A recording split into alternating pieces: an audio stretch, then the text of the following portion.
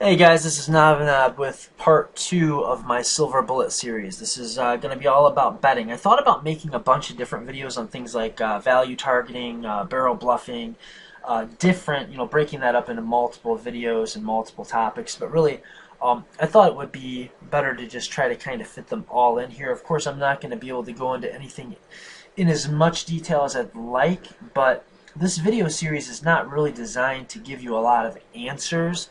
What it's designed to do, what I hope it does, is get you thinking about the right questions. And so if you watch this video and it causes you to think about some things you've never thought of before, and it causes some conversation between you and your poker friends and causes you to post some things on forums or ask me questions in the comments or what have you, then that's progress. That's you getting better at poker. I mean, that's what that is. I hope there will be some answers for you in here, that you'll have some light bulbs go off and some things click together. But more than that, I hope that you start thinking about things that you're not used to thinking as much about. Again, tons of stuff to cover. If you haven't thought about the things on this list, then you probably need to start thinking about them. These things, most of these things should come up multiple times in any session you play, and a lot of them should come up in just about every hand that you play. Considering the stack to pot ratio should be just standard. Pot geometry, kind of the same thing. Should be very important to the way that you play just about every street of every hand that you ever play. And basic bet theory, obviously is just the cornerstone, and we'll get into what that is exactly, of no limit hold'em strategy. Targeting specific parts of your opponent's range is really, really important. If you're bluffing, but you don't know what you're bluffing against, then your thoughts are not precise enough, and you really need to kind of hone in on that. Okay, so basic bet theory. What this is when I make a big bet, I ought to have more fold equity. When I make a small bet, I should have less fold equity. And then this is true in theory, and it is usually true in practice. It ought to be true in practice. And really, just the larger we bet, the fewer hands will continue against us. I think that makes some sense. That's what we mean when we say we have a lot of fold equity, is that we're going to fold out a high percent of the hands that are in opponent's range. And if that opponent is going to fold some of the time, but he's going to call or continue in some way some of the time, most likely he's going to be calling with the stronger hands in his range and folding the weaker hands of his range. So if all that's true, then we can say the larger we bet, the less hands villain continues with. And we can also say, and it really means the same thing then, to say larger bets and or raises have more fold equity, and the range that continues against us, therefore, will be stronger and tighter, smaller. There'll be less hands, they will be stronger hands. Conversely, if we make smaller bets or smaller raises, then those bets and or raises are going to have less fold equity, which means our opponent's going to be folding less of the hands in his range. And that means that our opponent will have a wider range. He has more hands left in his range, and that it will be weaker on average because of the fact that he is going to fold some of his weaker hands when we make a bet. So that's basic bet theory. Should be pretty straightforward, but if you haven't really thought about bet theory in game, I think you'd be surprised how much good it could do you to actually be aware of this and think it through, because it helps you to know or have an idea of what kinds of hands you're trying to get value from when you're value betting, and what kind of hands you're expecting to get folds from when you bluff.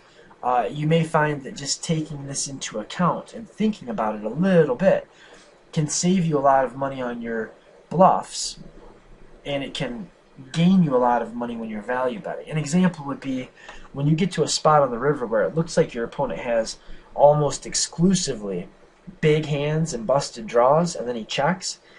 You probably don't have to bet very much if you're bluffing, because he's not going to call you with a busted draw. You can bet pretty small on a bluff, and you can use an exploitative strategy here very often.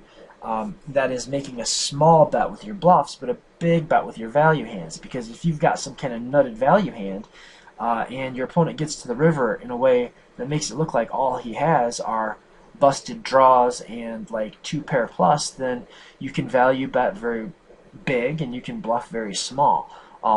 That's taking balance out of consideration, but you don't always have to be balanced, and most of your money is actually, at least in this point in time, going to likely come from taking exploitative lines against players that are not good at spotting and or abusing imbalances or exploitative parts of your strategy. So I definitely wanted to spend some time on this. I thought about making the video by itself, just your reasons to bet. There's a lot of schools of thought on this. There's a lot of camps out there. But I'd like to give you my camp, and I think that it is the correct camp. Back circa 2002, circa 2006, that kind of time period, even relatively good players for the time thought there were just so many reasons to bet. When I was learning poker, there was a value bet, a blocking bet, a showdown raise, a bluff, a protection bet, a probe bet, a bet to induce, a bet to whatever. Just a bunch of clunky nonsense. Now, if you think about that long list of reasons that there could possibly be to bet, and how clumsy it is, and how often one piece of it kind of merges into another piece of it, and they're not at all clean. It's not streamlined. Go back to my first video in this series on elegance, and you tell me if that's elegant.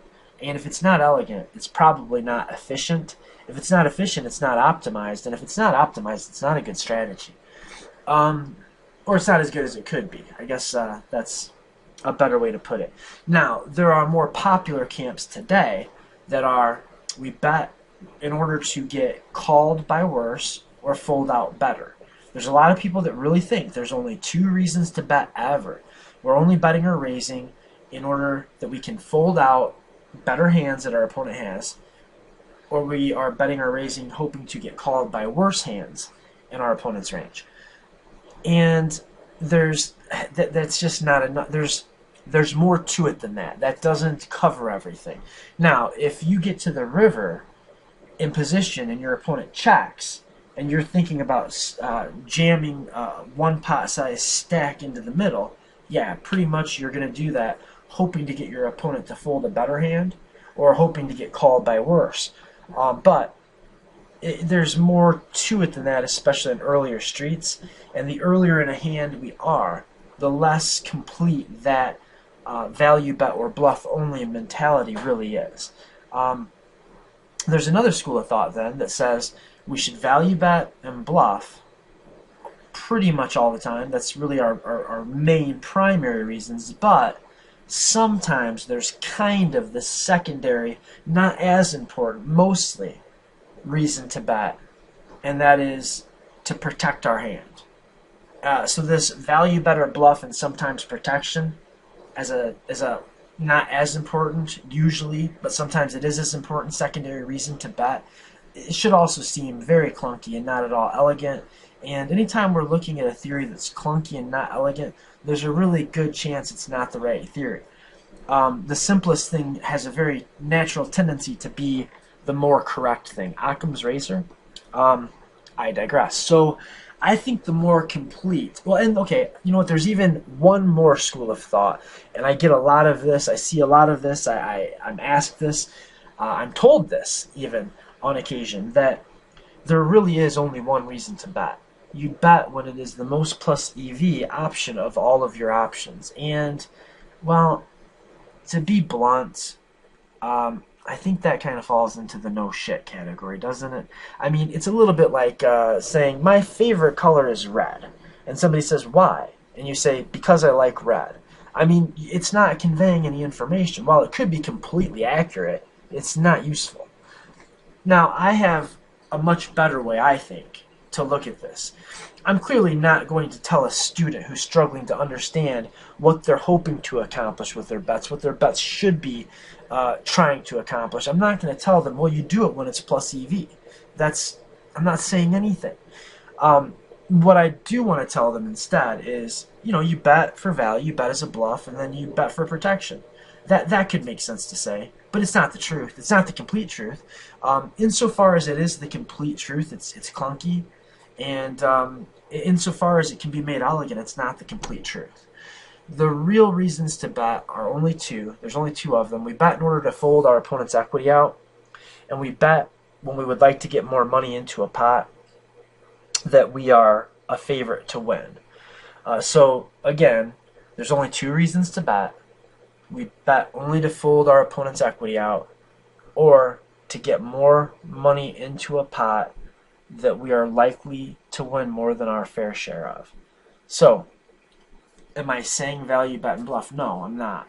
I'm saying that sometimes we bet to fold our opponent's equity out, and sometimes we bet to get money into a pot. Both those things can be good, but there's another part here. Sometimes a bet can accomplish both of those things against different portions of our opponent's range. And when we make a bet in those spots, kind of conveniently very often, that also helps us to figure out what part of our opponent's range we're playing against. More important than that, though, if we just think in terms of folding villain's equity out and getting more money into a pot when we're a favorite to win it, problems about whether or not it makes sense to bet second pair when we have, bottom pair, when we have a hand like ace-2 suited that we 3-bet against the button out of the big blind, and we go to a flop of 8-6 deuce. Problems of, what do I hope to accomplish with this bet? Maybe I should check. Of course you shouldn't check. That's very rarely going to be the right answer.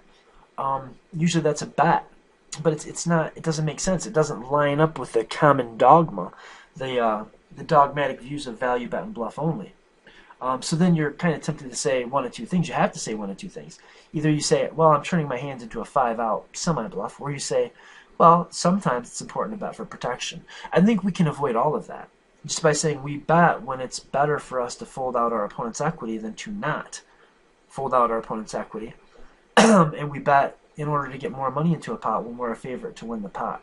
Okay, so what does that mean exactly? When we bet hoping to fold our opponent's equity out, are we bluffing? Not always. Sometimes we're protecting, I mean, sometimes we are doing what people call protecting, but it's just a weird way to look at something, calling it protection. You can't protect. It doesn't even make sense. It's not the right line of reasoning. It's not the right question to ask. It's not the right way to think about it. So let's get rid of that cumbersome, clunky thinking and just say that when our hand does best to get our opponent's equity to fold, then sometimes we should bet, and that is the reason to bet. It's fantastic when we're in a spot where we can rep a big hand and get our opponent to fold out a hand that is actually a favorite against us. So when we make a bet and our opponent folds the best hand, that's awesome. I mean, we got our bluff through, right? But that's still us just making a bet for the same reason. We're making a bet to fold our opponent's equity out. And if he has more equity than we do and he folds, well, that's a slam dunk. But it's still just betting to get him to fold his equity, especially if you get to the river and his equity equals 100% and yours is 0, and you can bet and get him to fold 100% equity. That's like the super slam dunk. What about this other option? We bet to get more money into a pot when we're a favorite to win. Isn't that the same thing as saying value bet? No, it's not. It's not the same thing as saying value bet. We're not betting hoping to get called by worse hands. We are betting sometimes hoping to get called by hands when we are a favorite to win them, either before or at showdown. Let me give you a really clear example of the difference. Okay, I'm going to give you a hand that will illustrate the difference between what I'm saying and strictly value betting. I could have opened the hijack and got called by a player who is in the big blind, and I could have used a smaller open size. Maybe I'm opening to like a min plus raise from the hijack online 6 max, and I make it 2.5 times the big blind, and the big blind flats, and the flop comes out 9-2-2 with a spade, a heart, and a club. 9-2-2 rainbow, and I've got the jack of spades and the 10 of spades. The 9 of spades is on the board. My opponent checks. I will very often bet about half pot here, hoping to get called by hands that can only call me once. In other words, if my opponent is sitting there with an ace high, he's probably going to call a half pot bet there. If my opponent is sitting there with 2 overcards and a backdoor flush draw, he's probably tempted to call. If he's sitting there with a small pocket pair, he's probably going to call once, right? He's going to call probably once. Now, I've got a ton of cards that I'm going to barrel on this turn. If I've got the Jack and the 10, and I've got the 9 on the flop, then I've got 3 to a straight flush. I've got 2 overcards. Either one of them will give me a pretty good chance to win the pot at or before showdown. And then I've got a ton of cards that I can barrel as very good semi-bluffs. For instance, the King of Spades rolls off. I bet again, and he folds. Well, now it's a good thing that I bet the flop, and it's a good thing that he called. Another example. Okay, let me back up, though. Now, when I have the Jack, 10 of Spades on the 9 of Spades, 2-2 rainbow flop, my opponent checks, I bet, they call, and I'm planning on barreling a ton of turn cards. It's because I think my opponent's got a bunch of hands in his range that will call exactly one time and fold the future aggression. But it's also because I know that my hand has a lot of improvement cards that will also be scary, like the King of Spades. So when I make that bet on the flop, it's with the intention of betting again on the turn. And I'm hoping my opponent's going to call me on the flop and fold the turn. It's pretty darn hard to call that a value bet, right? I mean, I'm betting with what's almost certainly the worst hand if I get called. Hard to call that a value bet. But it's not really a bluff if I'm hoping he calls it, right? So it's not a value bet and it's not a bluff. I'm simply making a bet to get more money into a pot when I think I'm a favorite to win that pot. Because I've got a bunch of backdoor draws, my opponent's range is face up, and he's got a lot of hands in his range that cannot continue against further aggression. Most of the deck's going to be a scare card. A lot of them are going to be scare cards that improve my equity. Some of them will be cards that actually give me the best hand against his calling range most of the time. So it really doesn't fall into just this nice, neat, tidy category of betting for value, betting as a bluff. Another example, and I'll move on here, would be like the Ace of Diamonds, King of Diamonds on a flop that comes out kind of similarly, like 9, 5, deuce with 2 diamonds. If we make a bet there on the flop, if we opened hijack and got called out of the big blind, it's pretty hard to call that a bluff. I mean, it really is. You can say you're making a semi-bluff. Well, what's a semi-bluff? Is that a value bet or a bluff? Well, it's neither, because those things are not sufficient in and of themselves to explain everything that's going on.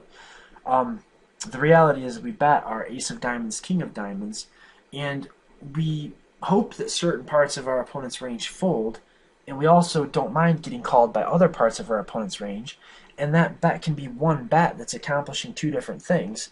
It's also helping us to narrow in and more clearly define our opponent's range so we can know how to play when the ace hits the turn or when the diamond hits the turn. So, I mean, if we bet and get called, but we're still going to win the pot more than 50% of the time, either before or at showdown, hard to call it a bluff. If we bet and we only get called by better hands, pretty hard to call it a value bet. So that's my little rant on that. Here's some considerations then. When we're thinking about what we're going to do with our no-limit hold'em betting, how are we going to plan our our lines? We have a whole bunch of stuff to take into consideration. But one of the main things that I think people really miss is targeting specific enough parts of our opponent's range.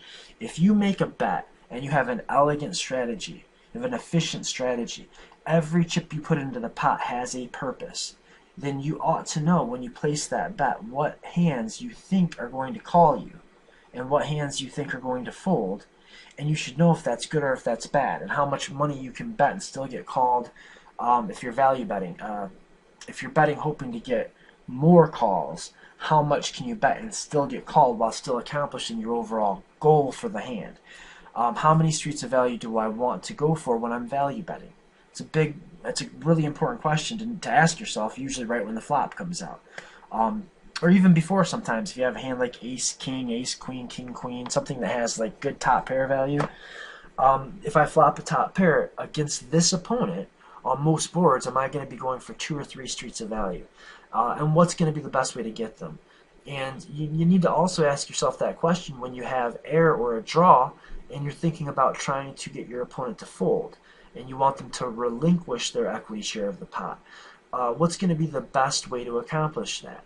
And in both of those cases, you need to be able to spot. You ought to be on the lookout for spots where your opponent's going to be very elastic or very inelastic with regard to their calling range. If they're just not ever going to fold their value hands, and they're not ever going to call with their other hands, like for instance, let's say that you bet flop, bet turn, you get to the river, and there were a ton of draws that all bricked off by the river. If you bet again, your opponent's not going to call you with a busted draw, and he's probably not going to fold most of his made hands because there are so many busted draws in your range.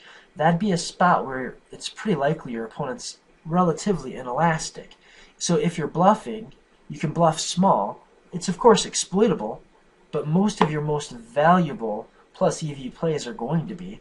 I mean, if you're not exploiting your opponent, you're not really winning, and if you are exploiting your opponent, you are by definition exploitable. So looking for spots to take advantage of inelasticity or elasticity in our opponent's range will give us the opportunity to make really precise sizings when we're targeting a specific part of our opponent's range. In the example I just gave, we're targeting the busted draws in his range. Maybe we do have a busted draw, but it's like a 6 high, and most of our opponent's busted draws will beat us at showdown. We can bet kind of small a lot of times, if we don't think our opponent's going to like spaz out because of it, of course. And then sometimes your opponent will bet flop. Sometimes your opponents will check raise a monotone flop, and you'll be sitting there with a set, and you'll call. The turn will come out, and it will complete a very obvious straight. And he'll bet again, and you call, and the board pairs on the river, and you make a full house, and he checks. Well, it's pretty likely that he's got a very inelastic calling range here. He's either got a busted draw that he's given up with, or he's got a pretty big hand, but he's a little bit afraid of the full house, and he doesn't see how he's going to get a lot of value out of your range, and he probably thinks you've got a lot of busted draws, that he does better to check and call on balance. What he's probably not hoping for when he checks a baby flush or the nut straight on that run out is he's hoping that you don't pile in like 2 times the pot. But if you're sitting there with a stack to pot ratio of about 2, and you just pile it in, and he tanks and he calls, then you just took advantage of the fact that your opponent had a very inelastic calling range. On the other end of that, if you get there with a busted draw, and you do want to take a stab at it, you probably don't need to bet 2 times the pot to get him to fold the busted draw. That's what I mean when I'm talking about elasticity or inelasticity, and really looking out for it. Other considerations when you're planning your bet sizing and your betting line, like am I going to bet flop, check turn, call, like how am I going to play this hand out on all future streets given most turn cards? You need to think about what future cards are going to do to your perceived range, your actual equity, and your opponent's range. You need to consider things like the stack to pot ratio. You need to think about relative hand value and your opponent's mistake propensities, improvement cards compared to scare cards, villains' tendencies, and your own table image. It's a lot to consider, but there is a lot to consider. Stop, take a look at this stuff. If you don't understand any of it, ask me questions or ask somebody questions. Start a conversation. Relative hand value and opponent mistake propensity. I'm going to give you a shortcut. If you're not used to thinking in these terms, I've heard 2 really good ways of explaining this concept. One comes from Split Suit, James Sweeney. I'm going to have to give James Sweeney props on this relative hand value. I don't know if he phrased it this way, but he talks a lot about framing his hand out and just saying when the flop comes, do I have a value hand? Do I have showdown value? Do I have a bluff? And that's it. And then which of my opponents am I playing against? Does my opponent make too many calling mistakes, too many aggressive mistakes, or too many folding mistakes? And if you really look at those 2 things, you could kind of chart them out or graph them out. And if you compare your relative hand value and you put that on a graph and it intersects an axis of opponent mistake propensity, and you know I've got kind of a mediocre marginal showdown value bluff catchy type hand, and my opponent's main mistake propensity is that he makes too many aggressive mistakes, probably the best plan is to check to induce bluffs. Let's say we flop like top pair with a bad kicker. In position, or really out of position. If we're against a very aggressive player that's going to check raise a ton. He's going to check raise with his nutted value hands, and he's going to be balanced and check raise a bunch of bluffs or semi-bluffs. Then we might not want to bet top pair with a bad kicker there. We might want to check it back and induce bluffs and lighter call downs on later streets. So that's that relative hand value and opponent mistake propensity. That's what I mean.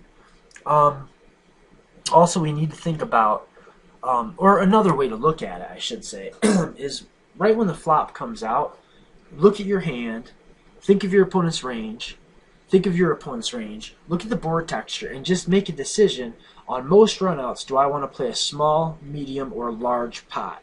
And then think about what the best way is to go about obtaining that goal. Two very good poker coaches got those points across to me, one in a session and one not, but still two very reputable coaches. So that leads to these other questions and leads to these other thoughts, like how many shells are we gonna bet, and what streets is it gonna make sense to bet them on? If we look at like the pot geometry, how big do I need to make this check raise on the flop in order to get stacks in by the river? These are the things we need to consider, and we need to start considering them as early as possible in a hand. If you have, again, a hand like King Queen, you can start to think about them even before the flop comes out. Or a hand like 10-Jack or 10-9 suited. You can start to think about these things even before you see the flop. But you better have some kind of a plan by the time you see the flop. Balance is something that I don't want to do a whole bunch on in this video. I think I'll talk about it more in another video in this series. But really, the one thing, go ahead and pause it, read all this stuff, but really, the one thing I want to really get across is it is good to be balanced, and it's probably pretty necessary to be balanced in spots that are very common. And the deeper in a hand you get, and the more non-procedural, normal things happen, the less standard things happen, the further on in the hand, the further it progresses, the less likely you are to come to have that situation come up over and over and over, and the less likely it is that your opponents are really going to be paying enough attention or know how to exploit those things, even if they are paying attention. So that's what I want to say here, is simply that there are a lot of things that go into whether or not you should be balanced. Yeah, you ought to be balanced in general, but you're really not making a ton of money when you're super balanced and super trying to play very close to GTO. You're making more money when you're exploiting your opponent's mistakes. So while you should be thinking about times when it makes a lot of sense to be balanced, like when you open raise the button and the big blind calls and the flop comes out and he checks, you probably ought to be fairly balanced when you're c-betting that flop. But when your opponent 3-bets you, and you open the button, he 3-bets the big blind, you call, the flop comes out, he checks to you, that's a different situation. He's made a non-procedural check. Now, even if you are imbalanced, your opponents, even if they are paying attention, can't possibly know if you're imbalanced because you want to get more value out of your value hands, or if it has something to do with the board texture, or if you over bluff in these spots and you use a big sizing to do that. And it just doesn't come up very often, because usually when a dude 3-bets from out of position, he c-bets the flop. So that's what I mean. We can use some things to camouflage our imbalances, and sometimes it's just not even necessary to go to any real lengths to balance our strategy. Just learn the difference between those two spots. If you're not sure what they are, start conversations, talk about them, and think about them. So yeah, really what I'm saying is, sometimes it's very unlikely for your opponents to be able to exploit you for any number of reasons, most of which we've already talked about. And at that point, we just need to think, what are we trying to accomplish? What's the best way to do it? We'll balance if necessary. I play a lot of heads-up games, and I start with a very unbalanced, I'm not going to, you've seen me play probably if you're watching this. I start off with a very imbalanced, non-GTO, equilibrium-like strategy, and I just keep using it. When do I stop using it? Well, when it stops working, right? That's the answer. You can keep doing something to exploit somebody until they change. Now, you can look at it differently and say, well, I want to just exploit my opponent enough that he doesn't stop doing what he's doing, and that's fine. That's one way to do it. Another way to do it is just pound on it until he does adjust. Very often, his adjustment is going to be easier to exploit than the original game plan was.